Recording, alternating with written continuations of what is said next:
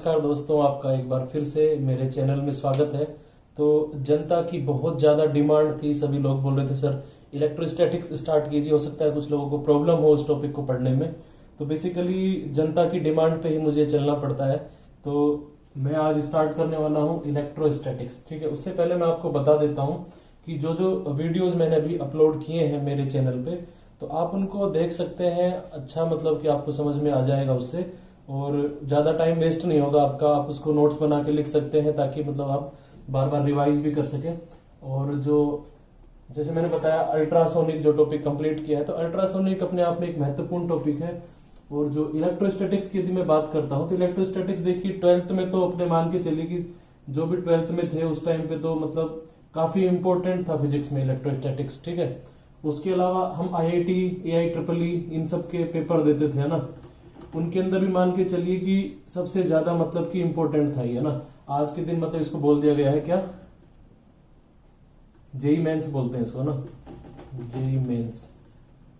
ठीक है, उसमें भी मतलब काफी इंपॉर्टेंट था। अपने आप में ये टॉपिक है भी इंपॉर्टेंट, लेकिन क्या है कि ATC वालों ने थोड़ा सा इसमें से कम पूछा है ना। लेकिन देखो किस्मत की बात है, हो सकता है अब की बार इसी पे ही दाव खेल दे पूरा का पूरा। तो आपको अच्छे से तैयार करके जाना है ना, क्योंकि रिस्क नहीं लेनी है। हो सकता है कहां से पेपर आ जाए, लेकिन आपको अपना सिलेक्शन जो है वो सेफ रखना है, अपना ना सिक्योर रखना है। ठीक है, तो इलेक्ट्रोस्टैटिक्स की यदि मैं बात कर दूं, तो इसके अंदर हम सबसे पहले बात करते हैं किसकी, चार्ज की बात करते हैं। ठीक है, चार्ज की बात करते हैं सबसे पहले। तो चार्ज बेसिकली देखो क्या होता है ना। ठीक है, जैसे कि हमने पढ़ा था कि जैसे कि एक हाइड्रोजन है, ठीक है, इसके अंदर से मतलब कोई रिएक्शन करा के यदि हम क्या करते हैं, इसके अंदर से इलेक्ट्रॉन जो होता है ना, मतलब कि इसके अंदर रिएक्शन कराते हैं कुछ प्रोसेस करा के, और इसके अंदर से इलेक्ट्रॉन निकाल देते हैं। इलेक्ट्रॉन निकाल दिया है तो ये क्या हो जाता था, प्लस हो जाता था। ठीक है, और वो उधर इलेक्ट्रॉन निकल गया है। तो ये क्या है एक्चुअली, जो इलेक्ट्रॉन निकला है ये अपने आप में क्या है, ये चार्ज है, इसको हम बोलते हैं आवेश। ठीक है, तो ये चार्ज है। तो इसी तरह से जो हमारे मेटल्स होती हैं उनके अंदर प्रॉपर्टी होती है चार्ज होने की। चार्ज की कुछ अपनी खुद की प्रॉपर्टीज होती हैं। ठीक है, तो उन सब की हम बात करेंगे। ठीक है, और इसको बहुत ज्यादा डीप में जाने की जरूरत नहीं है, सबसे पहले मैं ये बताना चाहता हूँ, क्योंकि आपको पता है कंपटीशन है ये, यहाँ पे मतलब कि सीधे सवाल पूछे जाते हैं। आपको कोई मतलब ऐसा नहीं है कि वहां पे पूछेंगे चार्ज के बारे में, हाँ 10 चीजें बताओ, कोई बोर्ड का पेपर है, ऐसा कुछ नहीं है। ठीक है, तो सिंपल सिंपल चीजों के बारे में हम बात करेंगे। तो सबसे पहले चार्ज का देखता हूं मैं ना। तो चार्ज देखो, चार्ज आपने देखा होगा कि कोई भी चीज है, जैसे कि हम किसी गर्म कपड़े, ऊनी कपड़े को अपनी बॉडी से घिसते हैं ना, ठीक है, तो उसके बाद भी एकदम टच करते हैं तो उसमें स्पार्किंग सी होती है। ठीक है, तो मतलब कि फ्रिक्शन से हम चार्ज को प्रोड्यूस कर सकते हैं, फ्रिक्शन से कर सकते हैं हम चार्ज को प्रोड्यूस। ठीक है, इसी तरह से कई मेथड्स होते हैं चार्ज को प्रोड्यूस करने के लिए। ठीक है, और उसको मतलब कंडक्शन से कर सकते हैं। जैसे कि मान के चलो कि एक चार्ज का ये पार्टिकल है, ठीक है, इस रोड को तुम इधर की तरफ लेके जाओगी किसी के पास, तो इसके अंदर क्या है कि माइनस माइनस चार्जेस वगैरह इधर की तरफ इंड्यूस हो जाएंगे। ठीक है, तो इस तरह से हम क्या करते हैं कि हम आसपास ले जाने के बाद भी मतलब इंड्यूस करा सकते हैं चार्ज को। ठीक है, चार्ज की एक और प्रॉपर्टी है। जो चार्ज की प्रॉपर्टी है वो क्या है कि चार्ज जो होता है आपका Q, ये हमेशा होता है ऑलवेज क्वांटाइज्ड होता है ना, N इंटू इलेक्ट्रॉन। ठीक है, ठीक है, और एक इलेक्ट्रॉन के कितना चार्ज होता है, इज होता है 1.9 इंटू 10⁻⁻19। ये 1.9 ही होता है ना, एक बार कंफर्म कर लेना, कूलम होता है। ठीक है, इतना चार्ज होता है एक इलेक्ट्रॉन के ऊपर। ठीक है, तो आपने मतलब जो चार्ज होता है हमारा वो हमेशा क्या होता है, क्वांटाइज्ड होता है। ठीक है, ये मतलब पैकेट्स के रूप में होता है, इलेक्ट्रॉन के पैकेट्स के रूप में। जैसे कि मान के चलो कि क्वांटाइज्ड का यदि हम एग्जांपल लेने की बात करें, तो जैसे कि हमने देखा होगा ना कि हम बिस्किट खाते हैं ना, पार्ले जी का बिस्किट लेके आए। ठीक है, तो ऐसे होता है ना, बिस्किट, एक बिस्किट, दो बिस्किट, ऐसे थोड़ी होता है कि मतलब कि 1.5 बिस्किट, ऐसा 1.5 बिस्किट बन के नहीं आता कंपनी से एक करके बने आते हैं। जैसे कि बोलते हैं भाई 10 बिस्किट है, 12 बिस्किट है, 15 बिस्किट है, तो उसी तरह से क्वांटाइज्ड होते हैं ये चार्ज भी हमारे। ठीक है, तो चार्ज होता है Q equals to N into E होता है। आपको समझ में आ गया है। चार्ज को थोड़ा और आगे पढ़ते हैं। तो देखिए चार्ज को मैंने बताया क्वांटाइज्ड होता है चार्ज, है ना। तो चार्ज की एक और प्रॉपर्टी है, यदि सेम तरह के चार्ज है ना, मान लो ये भी पॉजिटिव है, एक दूसरा है ये भी पॉजिटिव, आप सभी को पता है, कॉमन चीज है, लेकिन फिर भी बता रहा हूँ। पॉजिटिव पॉजिटिव आपस में क्या करेंगे, ये दोनों रिपेल करेंगे। ठीक है, एक दूसरे को मतलब धक्का मारेंगे। ये बोलेगा तुम उधर भागो, ये बोलेगा तुम इधर भागो। ठीक है, यदि दोनों मतलब मान के चलो कि पॉजिटिव और नेगेटिव है, उस केस में क्या होगा, ये बोलेगा ये वाला इधर आ जा तू, ये वाला बोलेगा तुम इधर आ जाओ, ठीक है। ये दोनों मतलब क्या करेंगे, आपस में अट्रैक्ट करेंगे। यदि दोनों नेगेटिव है, ठीक है, दोनों नेगेटिव है, उस केस में क्या होगा, ये इसको धक्का मारेगा, इधर मारेगा, ठीक है, दोनों क्या करेंगे, रिपेल करेंगे। तो इस मतलब क्या हुआ कि जो सेम टाइप के चार्जेस होते हैं they always repel each other, and the charges with having different science वो हमेशा क्या करते हैं, अट्रैक्ट करते हैं, ठीक है। तो आपको इनकी प्रॉपर्टी 12th में पढ़ी होगी अच्छे से, आज तक मुझे लगता नहीं कोई भूला होगा, आपको भूलना भी नहीं चाहिए, ठीक है, सिंपल है बिल्कुल। अब उसके बाद हम बात करते हैं जो चार्ज होता है। देखो बेसिकली क्या होता है ना, जैसे कि हमने ये मान लो हमारी मेटल है ना,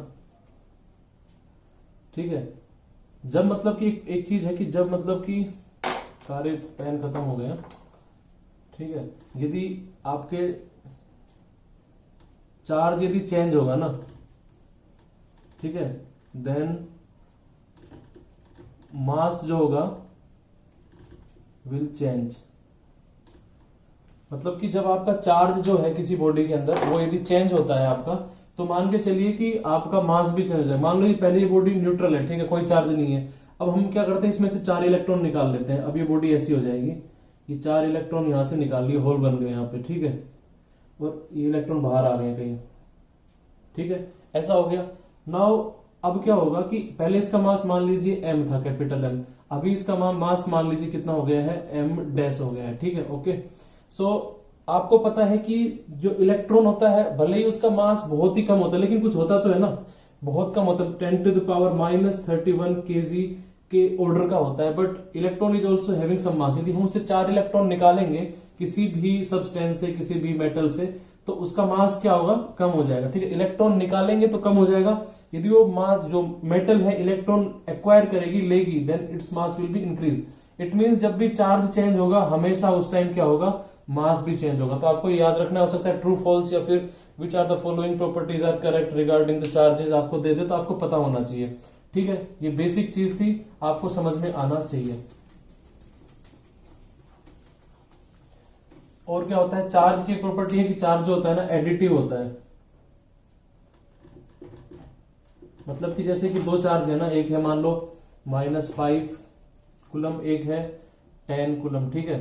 तो इनको हम क्या कर सकते हैं, आपस में जोड़ सकते हैं। तो मान लो दोनों का नेट निकालना है, तो नेट कितना आ जाएगा, मतलब -5 + 10 = +5 कूलम, ठीक है। तो मतलब चार्ज जो होते हैं इनको हम ऐड कर सकते हैं, कोई प्रॉब्लम नहीं होती। कुछ कुछ चीजें होती है जिनको ऐड नहीं कर सकते, लेकिन ये एडिटिव प्रॉपर्टी को शो करते हैं, इनको ऐड कर सकते हैं, कोई प्रॉब्लम नहीं होती है, ठीक है। अब आगे बढ़ते हैं चार्ज के लिए। मान लो एक क्वेश्चन करते हैं ना, जैसे कि बोल दिया है आपके पास एक चार्ज है, एक चार्ज कितना है, Q = है किसी भी, मतलब कि हमने कोई मतलब एक मेटल थी उसमें से उसको कितना चार्ज किया है, Q = 3.2 × 10⁻⁹ चार्ज कर दिया है कूलम, ठीक है। इतना हमने उस मेटल को चार्ज कर दिया है, ठीक है। सवाल को थियोरेटिकली मतलब मैं समझा रहा हूं, बस डेटा लिख रहा हूं यहाँ पे। एक मेटल है उसको हमने इतना चार्ज किया है, ठीक है, Q = इतना। अब पूछ रहे हैं कि इसके अंदर कितने इलेक्ट्रॉन्स मतलब कि होंगे इस चार्ज के अंदर। Find out the number of electrons बताने हमें, ठीक है, कितने होंगे। तो हमें पता है, देखो इसका सॉल्यूशन कैसे करेंगे। हमें पता है कि Q = हमेशा होता है N × E, क्योंकि जो चार्ज होता है हमारा वो क्वांटाइज्ड होता है, that will be multiple of electron, एक इलेक्ट्रॉन के चार्ज कर। N = 1 2 3 4 5 कुछ भी हो सकता है, ठीक है। वो हमें निकालना है कितने इलेक्ट्रॉन्स, नंबर ऑफ इलेक्ट्रॉन्स है ना। तो N = क्या आ जाएगा आपका, Q / E, और Q कितना दे रखा है, 3.2 × 10⁻⁹ डिवाइडेड बाय एक इलेक्ट्रॉन पे होता है 1.6 × 10⁻⁻⁹, ठीक है। और ये हो जाएगा 2 से कट जाएगा, तो मतलब कितना आ जाएगा, यहां से ऊपर चले जाएंगे तो 2 × 10⁻10, ये इतने नंबर ऑफ इलेक्ट्रॉन्स आ जाएंगे हमारे, ठीक है। मतलब कि इस चार्ज को दिखाने के लिए इतने इलेक्ट्रॉन रिप्रेजेंट कर रहे होंगे इस चार्ज को, यदि ये नेगेटिव चार्ज है तो, ठीक है। यदि पॉजिटिव चार्ज है, अभी जैसे कुछ नहीं लिख रहा पॉजिटिव, मतलब कि इलेक्ट्रॉन ना होकर नंबर ऑफ एक्चुअली ये प्रोटॉन होंगे, ठीक है, नंबर ऑफ प्रोटॉन होंगे इतने। लेकिन यदि नेगेटिव चार्ज होगा तो नंबर ऑफ इलेक्ट्रॉन होंगे, ठीक है। ये बेसिक कंसेप्ट से आपको पता होने चाहिए, ठीक है, बाल थोड़े चमक रहे हैं मेरे, मुझे लग रहा है आज 7-8 दिन के बाद नहाया हूं ना, तो थोड़ी सी शाइनिंग आ गई है बालों के अंदर। कई बार होता है ऐसा ना लेट नहाने के बाद।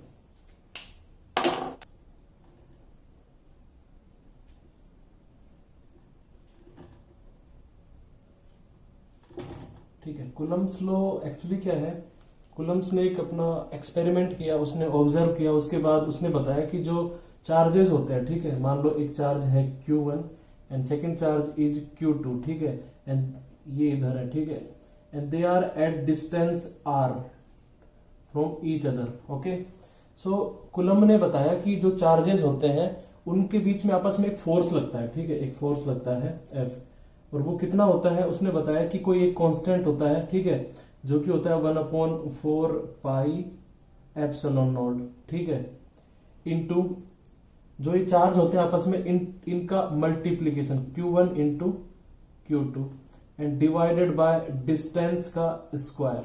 ठीक है, तो कुलम्ब्स लॉ के आधार पे हम ये फोर्स बता सकते हैं कि जब दो चार्ज होते हैं आपस में साथ साथ, तो उनके बीच में जो फोर्स लगता है वो फोर्स कितना होता है, तो F इज इक्वल टू होता है 1/4 pi epsilon naught into Q1 into Q2 by R square. R दोनों के बीच की डिस्टेंस है। अब बात करते हैं इनकी डायरेक्शन कैसी होगी। ठीक है, तो ये दोनों चार्जेस मान के चलिए दोनों पॉजिटिव चार्जेस हैं, बोथ आर पॉजिटिव, तो मैंने बताया था डायरेक्शन क्या होगी, एक दूसरे को रिपेल करेंगे। ये वाला इस पे इस डायरेक्शन में फोर्स लगाएगा, ये वाला इस पे इस डायरेक्शन में फोर्स लगाएगा। ठीक है, तो डायरेक्शन आप इससे यहां से निकाल सकते हैं, इफ मतलब जो यहां से देख सकते हैं, यदि दोनों ही नेगेटिव है तो भी मतलब सेम डायरेक्शन रहेगी, एक नेगेटिव है एक पॉजिटिव है, तो उस केस में क्या करेंगे, दोनों आपस में एक दूसरे की तरफ अट्रैक्ट होंगे, भागेंगे। ठीक है, तो दोनों पास आएंगे। तो ये हो गया है कुलम्ब्स लॉ। अब जो कुलम्ब्स लॉ होता है ये इनवर्स स्क्वायर लॉ को फॉलो करता है, क्योंकि इसके अंदर जो ये आर स्क्वायर है इनवर्स में है, तो इनवर्स स्क्वायर लॉ का एक एग्जाम्पल है आपका जो कुलम्ब्स लॉ है ये। ठीक है, ये समझ में आ गया आपको। और हम बात करें यदि कुलम्ब्स लॉ में आगे, तो कुलम्ब्स लॉ एक्चुअली जो है इसके अंदर एक चीज हमने देखी है, जो एप्सिलॉन नॉट नाम की एक नई चीज आई है। ठीक है, एप्सिलॉन नॉट, तो ये क्या होती है आपकी permittivity of free space. This is called as permittivity of free space. कोई एक टर्म है जो कि मतलब कि स्पेस के लिए होती है, इसकी वैल्यू यदि हम पता लगाना चाहे कितनी होती है, तो ये होती है 8.85 इंटू 10⁻⁻12। ठीक है, Coulomb square divided by newton metre square, ये इसकी यूनिट होती है। ठीक है, 8.85 into 10⁻⁻12 Coulomb square divided by newton metre square. ठीक है, बहुत सिंपल है, ज्यादा इसमें घबराने की आवश्यकता नहीं है। ये डेटा थोड़ा याद कर लेना, हो सकता है पूछ ले। बेसिकली परमिटिविटी की जो आपको यूनिट है ये आपको पता होना बहुत आवश्यक है, यूनिट आपको याद होनी चाहिए, तो याद रखना इसकी।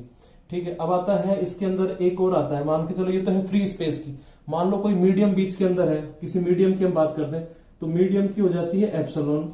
एप्सिलॉन इज इक्वल टू होता है K इंटू एप्सिलॉन नॉट, मतलब कोई कांस्टेंट होता है एक। ठीक है, इस कांस्टेंट को क्या बोलते हैं, ये होता है, इसको हम बोलते हैं डाइलेक्ट्रिक कांस्टेंट। ठीक है, K इज आपका डाइलेक्ट्रिक कांस्टेंट। ठीक है, यदि ये कांस्टेंट होता है, इसको मल्टीप्लाई कर देंगे स्पेस की जो परमिटिविटी है, तो उससे हमें क्या निकल के आ जाएगा, ये हमारी रिलेटिव परमिटिविटी या फिर जो परमिटिविटी ऑफ हमारी किसकी, हमारे मीडियम की निकल के आ जाएगी। ठीक है, परमिटिविटी ऑफ दैट मीडियम, ये हमें पता चल जाएगा। अब जो परमिटिविटी ऑफ मीडियम हमारी निकल के आ जाएगी, उस केस में हम क्या करेंगे कि यदि हम अभी जो चार्जेस वगैरह निकाल रहे हैं, इनके जो फोर्स निकाल रहे हैं, we are considering our space as free space. ठीक है, तो फ्री स्पेस के फॉर्मूले में हम हमेशा एप्सिलॉन नॉट लगाएंगे, आंसर आ जाएगा।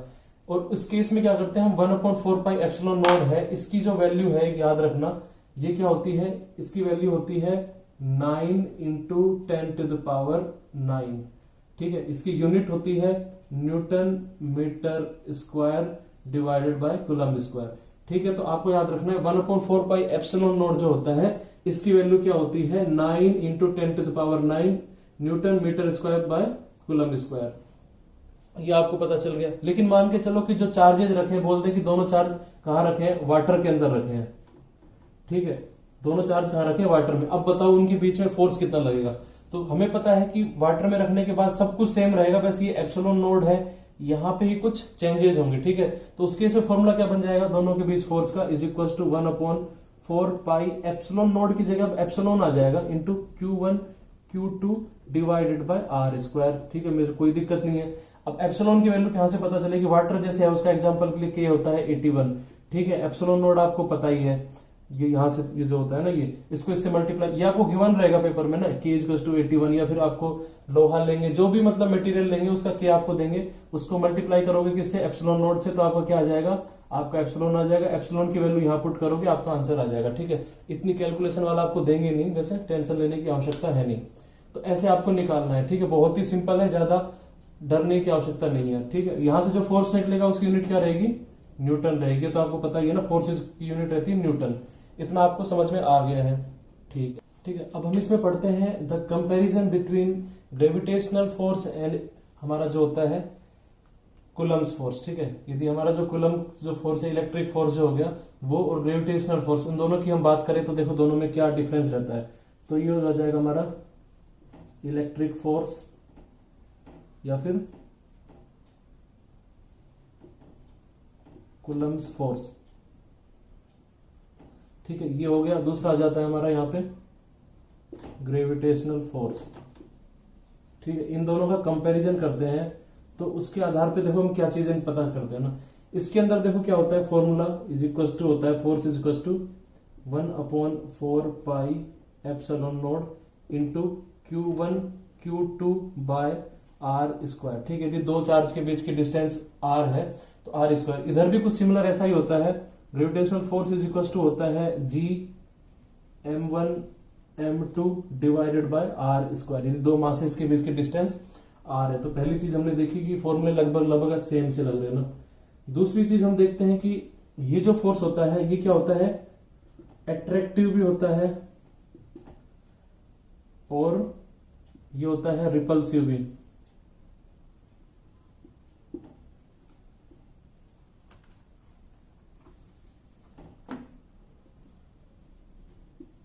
ठीक है। रिपल्सिव भी होता है, अट्रैक्टिव होता है, क्योंकि डिपेंड करता है आपका चार्ज कैसा है। यानी दोनों चार्ज पॉजिटिव है, in that case that will be repulsive, both are different sign then it will be attractive. ये डिपेंड करता है चार्ज का साइन कैसा है, लेकिन मास हमेशा पॉजिटिव ही होते हैं, नेगेटिव होते नहीं है।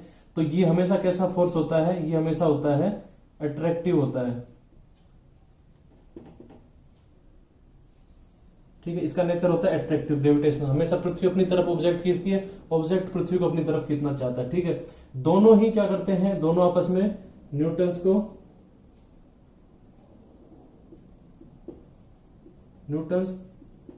थर्ड लॉ को ये भी फॉलो करता है, ये भी फॉलो करता है, ठीक है, कोई बात नहीं। चौथी चीज दोनों के बीच में क्या है, दोनों जो फोर्सेज है हमारे, इनके बीच में एक सिमिलरिटी मतलब सिमिलरिटी नहीं कह सकते, उनकी प्रॉपर्टी है कि ये जो इलेक्ट्रिक फोर्स होता है ये बहुत ही क्या होता है, स्ट्रॉन्ग होता है इसके कंपेयर में, और ये वाला क्या होता है, थोड़ा वीकर फोर्स होता है, ठीक है। ग्रेविटेशनल फोर्स के कंपेयर में हमारा जो इलेक्ट्रोस्टैटिक्स वाला जो फोर्स होता है that is very very strong होता है, ठीक है। तो आपको ये कंपैरिजन आपका समझ में आ गया है दोनों को देखते हुए, ठीक है। तो बेसिकली एक आइडिया के लिए मैंने बता दिया है कि मतलब ये दोनों फोर्सेज में क्या होता है, ठीक है।